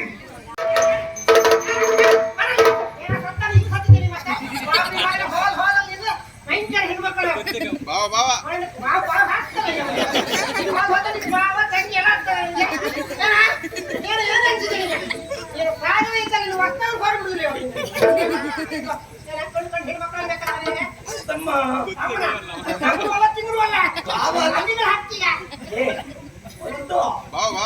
ಚಿತ್ತು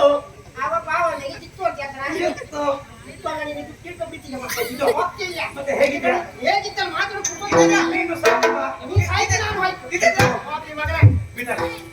ಪಿಟಾಕ್ ಪಿಟಾಕ್ ಪಿಟಾಕ್ ಪಿಟಾಕ್ ಪಿಟಾಕ್ ಪಿಟಾಕ್ ಎಂತ ಬಿಟ್ಟಾಕುದಲ್ಲ, ಇದು ಏನು ಗೊತ್ತಿಲ್ಲ.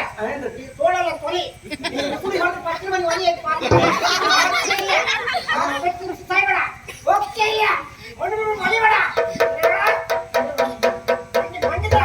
ಮಾತಾಡಿ ಸಾಕು,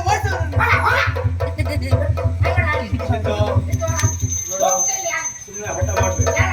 ನನ್ನ ಕಂತೆ ಒಳ್ಳೆಯದಲ್ಲ. ಹೋಗ್ತೇನೆ ಹೋಗ್ತೇನೆ, ಹೋಗ ಹೋಗ.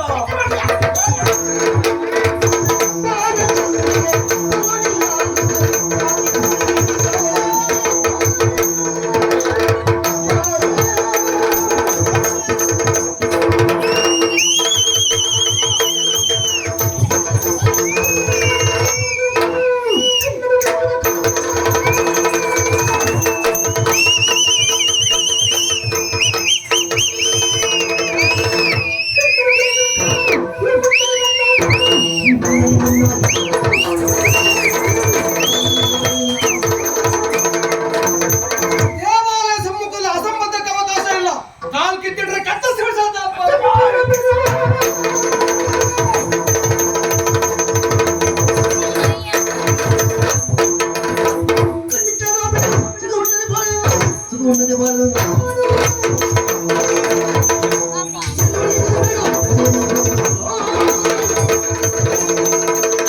ಹುಡುಗ ರಸಮಯ ಸನ್ನಿವೇಶ ಎಷ್ಟೊತ್ತಿ ಬರಬೇಕು ಗೊತ್ತಾಗುದಿಲ್ಲ. ಏ ಹುಡುಗ, ಬದುಕಬೇಕೆನ್ನುವ ಆಸೆ ಇದ್ರೆ ನನ್ನ ದಾರಿ ಅಡ್ಡ ಬರಬೇಡ. ಅತ್ತ ಹೋಗಂಗವೇ ಬದುಕು ಕಲಿಸುವುದಕ್ಕೆ ನಿನ್ನ ಅಪ್ಪ ಅಲ್ಲ, ನೆನ್ಪಿಟ್ಕೋ. ನೋಡ್ತೇನೆ.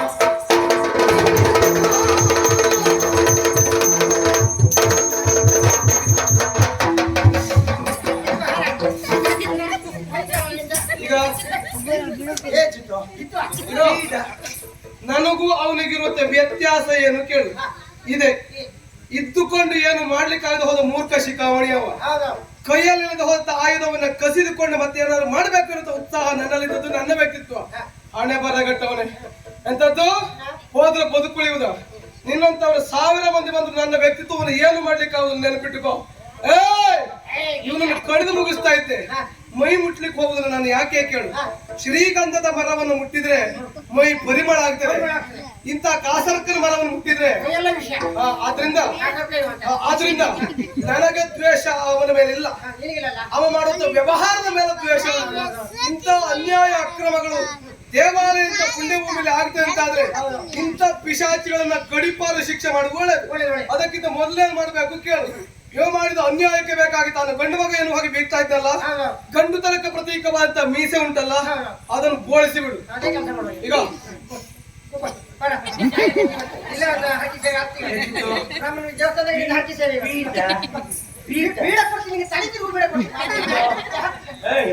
ನೋಡ, ನೀವು ಒಬ್ಬನೇ ಸಿಗ್ಬೇಕು. ನಾನು ಒಬ್ಬನೇ ಸಿಗ್ತೀನಿ, ನೀನು ಒಬ್ಬನೇ ಸಿಗ್ತೀಯಾ? ಮುಸ್ಕಾಯ್ತು ಹೊಡಿತೀವಿ. ಹೌದಾ?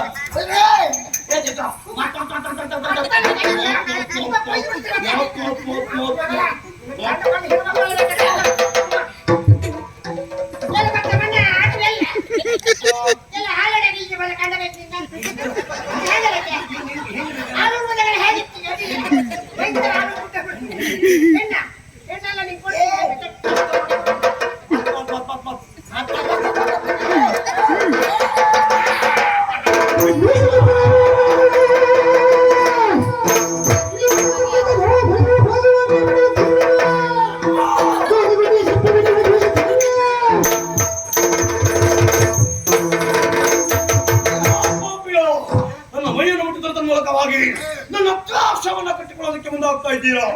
ಎಲ್ಲ ಶಿವ, ಇಷ್ಟಕ್ಕೆಲ್ಲ ಕಾರಣ ಏನೈತೀಯ? ಈಗ ಇವತ್ತು ನೀನು ತಪ್ಪಿರಬಹುದು, ಹಾಗಂತ ಸಾಗರ ಸೇರ ಬಿಡುವ ಅಂತ ಭಾವಿಸಬೇಡ. ಎಂದಾದರೂ ಒಂದು ದಿನ ಸಮಯವನ್ನು ಸಾಧಿಸಿ ನಿನ್ನನ್ನು ಅನುಭವಿಸದೇ ಇದ್ದರೆ ನಾನು ಸಾಗರ ಸೇರ ಸುಳ್ಳು ಮಾತ್ರ ಅಲ್ಲ, ನಿನ್ನನ್ನು ಅತಿ ಕ್ರೂರವಾಗಿ ಹಿಂಸೆ ಪಟ್ಟು ಕೊಲ್ಲದೇ ಇದ್ದರೆ ನಾನು ಸಾಗರ ಸೇರನಲ್ಲ. ನನ್ನ ಮೈಯನ್ನು ಮುಟ್ಟಿದ ಮೂಲಕವಾಗಿ ನನ್ನ ದ್ವೇಷವನ್ನು ಕಟ್ಟಿಕೊಂಡವ. ಹೇಗಾಯ್ತು ಗೊತ್ತಾ? ಮೊಳಗಿರುವಂತ ಸರ್ಪದ ಬಾಲವನ್ನ ತುಳಿದವ. ಸಮಯವನ್ನ ಸಾಧಿಸಿ ಕಚ್ಚಿ ಕಚ್ಚಿ ಬರ್ತೇನೆ. ನೀನೇ ಸರಿ, ನೀನೇ ಸರಿ.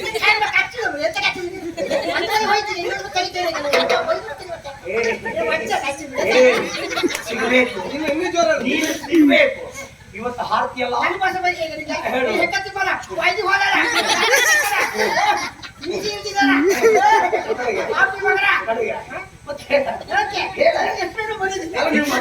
ಯಾಕೆ ಎಲ್ಲ ನೀನು ಸಮಯ ಸಿಗ್ಲಿ. ನಿಮ್ಮ ನಾನು ನೋಡ್ಕೊಳ್ತೇನೆ.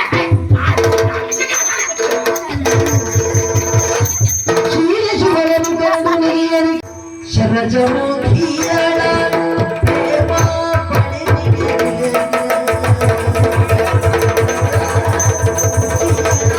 ಪ್ರೇಮ ಪಡೆದಿದೆ ಪರಮರಾಜದಿ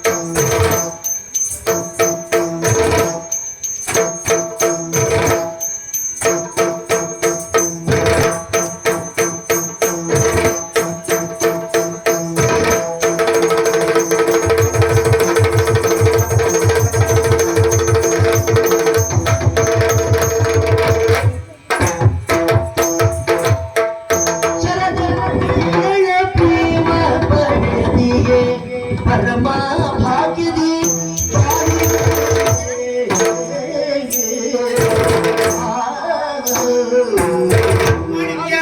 ಕುಮಾರಿ ತುಪ್ಪ ಹೋಳಿಗೆ ಉಂಡು ತೆರಳಯ್ಯ ಮನೆಗೆ. ಹೋಗೋ ತೊಂದ್ರೆ ಇಲ್ಲ, ಇವತ್ತು ಬೇಕಾದ್ರೆ ಕರ್ಕೊಂಡು ಹೋಗೋ ಸಮಸ್ಯೆ ಇಲ್ಲ. ಅದಲ್ಲ, ಹೇಳಿದ್ಯಲ್ಲ ಮಾತನ್ನ, ನಾನು ಮದುವೆಯಾಗಿ ಮತ್ತೊಂದು ಮನೆ ಸೇರ್ತಾ ಇದ್ದೇನೆ. ನಿನಗೊಂದು ಮಾತನ್ನ ಹೇಳ್ತೇನೆ ಕೇಳು. ಹೆಣ್ಣಿನ ಜೀವನ ಸಾರ್ಥಕವಾಗುವುದು ಯಾವಾಗ ಗೊತ್ತಾ? ಕೇವಲ ತಂದೆಗೆ ಮಗಳಾದ್ರೆ ಸಾಕಾಗದು, ತಾಯಿಗೆ ಕಂದನಾದ್ರೆ ಸಾಕಾಗದು, ಯೋಗ್ಯ ಗಂಡನಿಗೆ ಹೆಂಡತಿ ಆದ್ರೆ ಸಾಕಾಗದು. ಒಂದು ಯೋಗ್ಯ ಮಗುವಿಗೆ ತಾಯಿಯಾಗಿ ಒಂದು ವಂಶಕ್ಕೆ ಕುಲ ರಕ್ತವನ್ನು ಕೊಟ್ಟಿದ್ದ ಕಾಲಕ್ಕೆ ಆ ಹೆಂಡನೆಂಬುದು ಸಾರ್ಥಕವಾಗುತ್ತದೆ ಅಲ್ವಾ? ನಿನ್ನ ಬದುಕಲ್ಲಿ ಈ ಮಹತ್ವವಾದ ಘಟ್ಟವನ್ನು ತಲುಪುವಲ್ಲಿ ನಿರ್ಧಾರವನ್ನು ಕೈಗೊಂಡಿದ್ದೀಯ ಅಂತಂದ್ರೆ ಸಂತೋಷ ಪಡ್ತೇನೆ. ಯಾಕೆ ಕೇಳು, ಯಾಕೆ? ನಮ್ಮ ನಿನ್ನ ನಡುವೆ ಅದೆಷ್ಟೋ ಘಟನೆ ನಡೆದಿರಬಹುದು. ಹಿಂದೆ ಎಷ್ಟು ಘಟನೆ ನಡೆದು ಹೋಗಿತ್ತು. ಕೆಟ್ಟ ಮಾತುಗಳು ನೀನು ಆಡ್ತೀಯ, ನಾನು ಆಡಿದ್ದೇನೆ. ಅದನ್ನ ನಾನು ಯಾವ ಕಾಲಕ್ಕೂ ಮನಸ್ಸಲ್ಲಿಟ್ಟುಕೊಳ್ಬಾರ್ದು. ಯಾಕೆ ಕೇಳು, ಯಾಕೆ? ಅತೀವವಾದ ಪ್ರೀತಿ, ಅತೀವವಾದ ಕಾಳಜಿ, ಯಾವ ಮೇಲೆ ಇರ್ತದೆಯೋ ಅಲ್ಲಿ ನಿಷ್ಠೂರಗಳು ಹೆಚ್ಚಂತೆ. ಆದ್ದರಿಂದ ನೀನಾಡಿದ ಮಾತು ನನ್ನ ಮನಸ್ಸಲ್ಲಿ ಯಾವ ಕಾಲ ಇರಿಸಿಕೊಳ್ಳುವುದಲ್ಲ. ನಾನು ಬೈಯುತ್ತ ಬೈಗುಳವನ್ನು ಯಾವತ್ತೂ ನೆನಪಿಸಿಕೊಳ್ಳಬೇಡ. ಯಾಕೆ ಕೆಲವಷ್ಟು ನೆನಪಿಸಿಕೊಳ್ಳಬೇಕು. ಯಾವುದನ್ನ ಒಳ್ಳೆಯದನ್ನು ನೆನಪಿಸಿಕೊಳ್ಳಬೇಕು. ಕೆಟ್ಟದನ್ನು ಬಿಟ್ಟು ಒಳ್ಳೆಯದನ್ನು ಮಾತ್ರ ಯೋಚನೆ ಮಾಡ್ತಿರ್ಬೇಕು. ಕೆಟ್ಟದನ್ನು ದೂರ ಮಾಡಬೇಕು. ಆ ಮರವು ಶಾಪವೂ ಹೌದು, ವರವೂ ಹೌದು. ಹಾಗಾಗಿ ಬುದ್ಧಿವಂತರಾದವನು ಅದನ್ನು ಹೇಗೆ ಬಳಸಿಕೊಳ್ತಾನೆ ಎಂಬುದರ ಮೂಲಕವಾಗಿ ಅವನ ಬದುಕು ಸಾಗುವುದಕ್ಕೆ ಸಾಧ್ಯ. ಹಾಗಾಗಿ ಒಂದು ಮಾತ್ರ ಹೇಳ್ತೇನೆ, ಮದುವೆಯಾಗಿ ಹೋಗುವಂತೆ ನಿನ್ನ ಬದುಕಿನಲ್ಲಿ ಶುಭಾಶಯವನ್ನು ಕೋರುವುದಕ್ಕೆ ಮದುವೆ ಮಂಟಪದಲ್ಲಿ ನನಗೆ ಅವಕಾಶ ಸಿಗ್ತದೆ ನನಗೆ ಗೊತ್ತಿಲ್ಲ. ಯಾಕಂದ್ರೆ ಕರ್ತವ್ಯ ಬಹಳ ಇರುವುದರಿಂದ ಅವಕಾಶ ಸಿಗುವುದಿಲ್ಲ. ಆದ್ರಿಂದ ಇವತ್ತಿನ ದಿವಸ ಶುಭ ಹಾರೈಸುತ್ತೇನೆ. ಹೇಗೆ ಕೇಳು, ನೂತನವಾಗಿ ಹಸಮಣೆ ಏರುವುದಕ್ಕೆ ಹೊರಟಿರುತ್ತ ನಿಮ್ಮಿಬ್ಬರ ಬದುಕು ಬಂಗಾರವಾಗಲಿ. ಮಾಣಿಕ್ಯ, ನಿನ್ನ ಮಾತು ಕೇಳಿದಾಗ ಸಂತೋಷವಾಯಿತು. ಇವತ್ತಿನ ದಿವಸವೇ ನನಗೆ ಶುಭ ಹಾರೈಸಿದ್ದೀಯ. ಹೌದು. ಈಗ ನಿನ್ನಲ್ಲಿ ಒಂದು ವಿಚಾರ ಕೇಳಲೇಬೇಕು. ಏನು? ನಿನಗೊಂದು ವರ್ಷವಂತ ಕೆಲವಾಗಿದೆ ಅಲ್ವಾ? 75 ಆಯ್ತು. ಇನ್ನು ಕುಂಟೆಗಳಿಗೆ ಕುಂಟಷ್ಟೇ. ಹಾಗೆ ಮತ್ತೆ ಅಂತದ್ದು ವರ್ಷಗಳ ಈಗ ಮದುವೆಯ ವಯಸ್ಸಿಗೆ ಬಂದವ ನೀನು, ಪ್ರಾಯ ಸಮರ್ಥನಾಗಿದ್ದೀಯ. ನಿನ್ನಲ್ಲಿ ಕೇಳುದು, ಹೇಳು, ಮದುವೆ ಆಗುವ ಮನಸ್ಸುಂಟಲ್ವಾ? ನಾನು ಗಂಡಲ್ವಾ? ಹಾಗೆ ಬೇಕಾಗ್ತದೆ. ಅಲ್ಲಿ ಹೌದು. ಈಗ ನೀನು ಅಪ್ಪ ಅಮ್ಮ ತೋರಿಸಿದ ಹೆಣ್ಣನ್ನು ಮದುವೆ ಆಗುದಾ? ದೇವರನ್ನ ನಾನು ಆಗುದಿಲ್ಲ. ಹಾಗಾದ್ರೆ ಹೆಣ್ಣ ನೀನು ನೋಡಿಕೊಂಡಿದ್ಯಾ? ನಾನು ನೋಡಿದ್ದಲ್ಲ, ನಾನು ಮೆಚ್ಚಿದ್ದಷ್ಟೇ. ಮೆಚ್ಚಿದ್ಯಾ? ನೋಡಿಲ್ಲ. ಅವಳನ್ನ ಪ್ರೀತಿಸ್ತಾ ಇದ್ದೇನೆ. ನೀನಾ? ನಾನು ಪ್ರೀತಿಸ್ತಾ ಇದ್ದೆ. ಯಾವಾಗ್ಲೂ ಮುಖ ಗಂಟೆ ಹಾಕಿಕೊಳ್ಳುವವ ನೀನು. ನೀನೂ ಪ್ರೀತಿ ಮಾಡಿದ್ಯಾ? ಮುಖ ಗಟ್ಟಿ ಹಾಕೊಳ್ಳುವಂತ ನನ್ನ ಮನಸ್ಸು ಸರಿಯಲ್ಲಿ ನಿನಗೆ ಹೇಳಿದ್ದು. ಅಲ್ಲ, ಮನಸ್ಸು ಒಳ್ಳೇದಿರ್ಬೋದು. ಈಗ ನಂಗೆ ಹಾರಿಸಿದ್ದು ಮನಸ್ಸು ಒಳ್ಳೇದೇ ಉಂಟು ಬಿಡು. ಹೌದು. ನೀನ್ ಮೆಚ್ಚಿದ್ಯಾ? ಪ್ರೀತಿ ಮಾಡ್ತಾ ಇದ್ದೀಯಾ? ನಿನ್ನಲ್ಲಿ ಕೇಳುದು, ಏನು ಹುಡುಗಿ ಮನೆಗೆ ಹೆಚ್ಚಿಗೆ ದೂರ ಉಂಟಾ? ಗೊತ್ತಿಲ್ಲ. ಹುಡುಗಿಯರ ಕುಟುಂಬ ದೊಡ್ಡದಾ? ಗೊತ್ತಿಲ್ಲ. ಹುಡುಗಿಗೆ ತಂದೆ ತಾಯಿ ಇದ್ದಾರಾ? ಗೊತ್ತಿಲ್ಲ. ಎಂತದ್ದು ಗೊತ್ತಿಲ್ಲ ಗೊತ್ತಿಲ್ಲ ಗೊತ್ತಿಲ್ಲ? ಏನ್ ಕೇಳಿದ್ರು ಗೊತ್ತಿಲ್ಲ ಗೊತ್ತಿಲ್ಲ. ಮತ್ತೆಂತದ್ದು ಪ್ರೀತಿ ಮಾಡಿದ್ದು? ಗೊತ್ತಿಲ್ಲ ಎನ್ನುವುದೇ ಗೊತ್ತಿಲ್ಲ ನನಗೆ. ಅಂದ್ರೆ ನಾನು ನೋಡ್ಲಿಲ್ಲ, ಅವಳ ಮನೆಯಲ್ಲಿ ಗೊತ್ತಿಲ್ಲ ಅಂತ ಹೇಳ್ತೇವೆ. ನೋಡಿಲ್ಲ ಅಂತ ಹೇಳ್ತಾ ಇದೀಯ, ಪ್ರೀತಿ ಮಾಡಿದ್ಯಾ ಅಂತ ಹೇಳಿದ್ಯಾ? ನಾನು ಪ್ರೀತಿಸಿದ್ದು ಹೇಗೆ ಕೇಳು. ಹೇಗೆ? ಕೇವಲ ಒಂದು ಪ್ರೇಮ ಪತ್ರವನ್ನ ಕಂಡು ನಾನು ಪ್ರೇಮಿಸುವುದಕ್ಕೆ ಮನ ಮಾಡಿದವನಿದ್ದೇನೆ. ಹಾಗಾಗಿ ಅವಳ ಪ್ರೇಮ ಪತ್ರದ ಒಕ್ಕಣೆಯನ್ನು ನನ್ನ ಬಾಳ ಪುಟದ ಸ್ವರ್ಣಾಕ್ಷರ ಎಂಬ ಹಾಗೆ ಬರೆಸಿಕೊಳ್ಳುವನಿದ್ದೇನೆ. ಹೌದಾ? ಈಗ ಅವಳನ್ನೇ ನೀನು ಮದುವೆ ಆಗುದು. ಒಂದ್ ವೇಳೆ ಅವಳು ಅಂಗವಿಕಲೆ ಆದ್ರೆ? ಯಾರೇ ಅಂಗವಿಕಲೆ ಆದ್ರೆ? ಅವಳ ಪ್ರೇಮಕ್ಕೆ ಅಂಗವೈಕಲ್ಯವಿಲ್ಲ ಅಂತ ವಿಶ್ವಾಸ ಉಂಟು. ಅವಳು ಬರೆದಂತ ಪ್ರೇಮ ಪತ್ರಕ್ಕೆ ವಿರೂಪವಿಲ್ಲ ಮತ್ತು ನಂಬಿಕೆ ಉಂಟು. ಪವಿತ್ರವಾದ ಪ್ರೇಮ, ಅಮರವಾದ ಪ್ರೇಮ ನಂಬಿಕೆ ವಿಶ್ವಾಸ ಉಂಟು. ಅವಳು ಒಂದ್ ವೇಳೆ ಸಿಗದೇ ಇದ್ರೆ ಜೀವನದಲ್ಲಿ ಮದುವೆ ಆಗುವುದಿಲ್ಲ. ಸರಿ ಬಿಡು. ಆ ಕೊನೆಯದಾಗಿ ಕೇಳ್ತೇನೆ, ಹೇಳು. ನೀನು ಮದುವೆ ಆಗುವಂತೆ ಹೆಣ್ಣಿನ ಹೆಸರೇನು? ಹೆಸರು ಗೊತ್ತಾಯ್ತಾ? ಅಷ್ಟಾದ್ರೂ ಗೊತ್ತಿದ್ರೆ ಸಾಕಾಗ್ತದೆ. ಹೆಣ್ಣಿನ ಹೆಸರು? ಅವಳ ಹೆಸರು ಶುಭ. ಆ ಕಡೆ ಈ ಕಡೆ ಯಾರು ಇಲ್ವಲ್ಲ? ಯಾರಾದ್ರೂ ಕೇಳಿದ್ರೆ ಪುಣ್ಯಾತ್ಮ ನಿನ್ನ ಕೊಂದಾಗ್ತಾರೆ. ಎಂತಾಯ್ತು ಕೊಂದಾಗ್ಲಿಕ್ಕೆ? ಮತ್ತೆ ಹೆಸರು ಏನಂತ ಕೇಳಿದ್ರೆ ಶುಭ. ಅಯ್ಯೋ, ನಿನ್ನ ಹೆಸರು ಬಂತ? ಹಾಗೆಲ್ಲ ಅಪಾರ್ಥ ತಿಳ್ಕೊಳ್ಬೇಡ. ಅಂದ್ರೆ ನಾನು ಪ್ರೀತಿಸಿದ ಹುಡುಗಿ ಹೆಸರು ಶುಭ. ಮತ್ತೇನು ಹಾಗೆ ಹೇಳುದಲ್ಲ ಪುಣ್ಯಾತ್ಮ? ನಿನಗೂ ಹೇಳಿ ಕೊಡುವಷ್ಟು ತಯಾರಾಗ್ಬೇಕು ನಾನು ಇನ್ನು. ಇನ್ ತಯಾರಾಗ್ಬೇಕಷ್ಟೇ. ಅಷ್ಟೇ. ಆದ್ರೆ ಇಲ್ಲಿವರೆಗೆ ನೀನೇ ಎಲ್ಲ ತಿಳಿದುಕೊಳ್ಳುತ್ತೆ ಅಂತ ಭಾವಿಸಿಕೊಂಡು ಇನ್ ಮುಂದೆ ನಾನೇ ನೀನು ಹೇಳಿಕೊಡ್ಬೇಕಾಗ್ತದೆ. ಕಲಿಯುವ ಮನಸ್ಸುಂಟ. ಹೌದಾ? ಹಾಗಲ್ಲ ಹೇಳು. ನಾನು ಪ್ರೀತಿಸುವ ಹುಡುಗಿ ಹೆಸರು ಶುಭ ಅಂತ ನಿಲ್ಲಿಸ್ಬೇಕು. ಆಮೇಲೆ ನಿನ್ನ ಹೆಣ್ಣಿನ ಹೆಸರು ಹೇಳ್ಬೇಕು. ನಾನು ಪ್ರೀತಿಸುವ ಹುಡುಗಿ ಹೆಸರು ನಕ್ಷತ್ರ. ಶುಭ. ನಾನು ಪ್ರೀತಿಸುವ ಹುಡುಗಿ ಹೆಸರು ನಕ್ಷತ್ರ.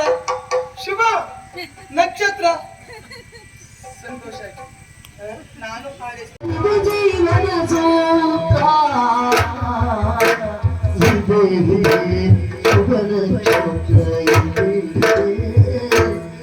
ಶುಭ ನಕ್ಷತ್ರ. ಸೋತಿರ್ಮನ ರೀತಿ ನೀತಿ ಜಲವರು ಬಗೆ ಪ್ರೀತಿಗಾಗಿ ತನ್ನ ನೀವ ಸುಗುಣಶೀಲಕ್ಕೆ.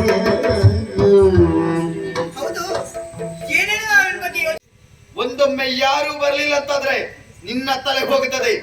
ಮಾಣಿಕ್ಯ ಬಂದಂತಾದ್ರೆ ಮಾಣಿಕ್ಯನ ತಲೆ ಹಾರುತ್ತೇನೆ. ಪ್ರತ್ಯಕ್ಷ ನಾನೇ ನಿಂತು ನೋಡ್ತೇನೆ. ಎಚ್ಚರ.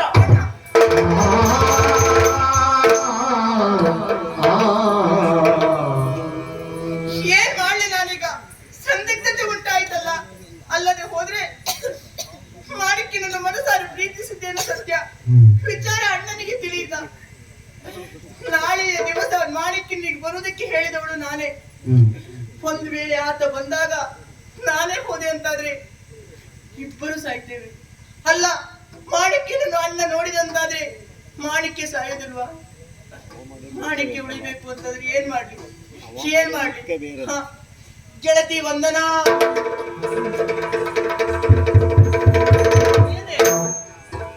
ಏನು ಗಾಬರಿಯಲ್ಲಿದ್ದರೆ ಏನಾಯ್ತು? ನಗುಮುಖದಲ್ಲೇ ಇರ್ಬೇಕಿತ್ತು.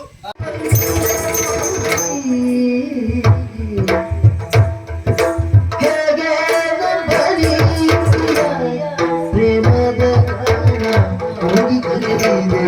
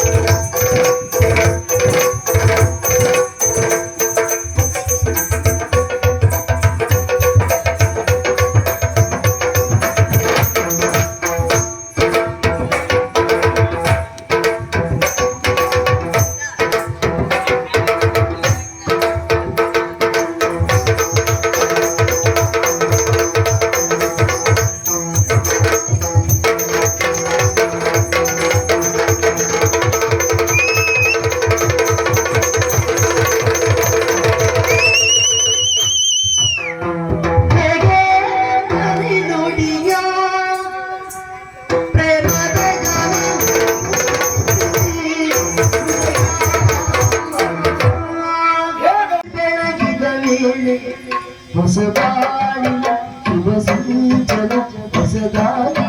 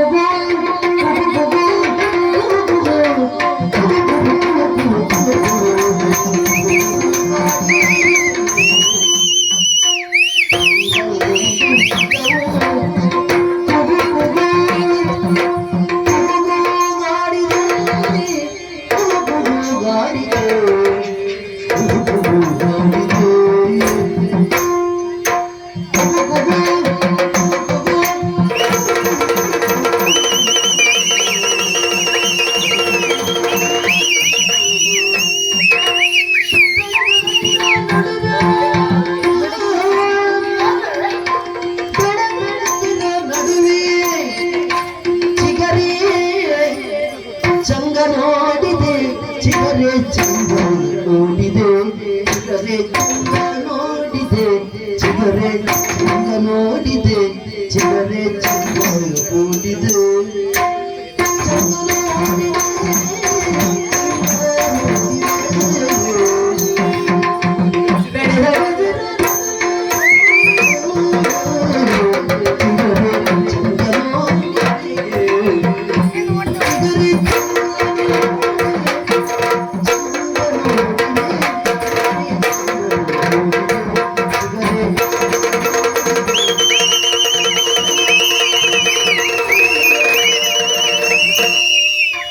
ನೋಡು ನೋಡು ಬನದ ಸೊಬಗರು ರೋಗಿ ನೋಡಿ